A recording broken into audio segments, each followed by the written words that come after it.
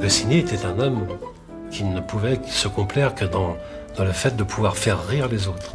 Quand il travaillait, sa passion, c'était de trouver une idée qui lui paraissait suffisamment bonne pour la mettre sur papier. Mais quand il avait trouvé l'idée qui lui semblait bonne, alors là, c'était le nirvana. Il avait sa petite machine à écrire, toujours la même. Puis alors là, il levait ses petits doigts en l'air, là, comme ça, puis toc, il commençait à travailler.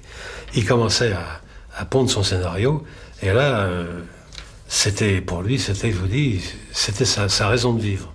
Il était heureux parce qu'il sentait qu'il était dans l'élément pour lequel il avait été fait. Il avait été conçu depuis sa naissance pour ça. Gilberte, son épouse, m'a souvent raconté quand René avait à écrire un nouvel Astérix ou un nouveau Lucky Luke, elle voyait pendant 2 ou 3 jours un homme qui tournait en rond, qui disait « Ah oui, c'est fini, le célèbre Goscinny, le grand humoriste, il est mort. Je suis incapable d'avoir une idée et je vais arrêter. C'est bien simple, je ne vais plus faire Astérix. » Et elle le voyait se désoler, fumer trop de cigarettes, s'enfermer, ressortir de son bureau. Et puis, un jour, le lendemain, le surlendemain ou 3 jours après, elle ne le voyait plus sortir, elle entendait le tic-tac régulier de la machine à écrire. La machine Goscinny s'était mise en route.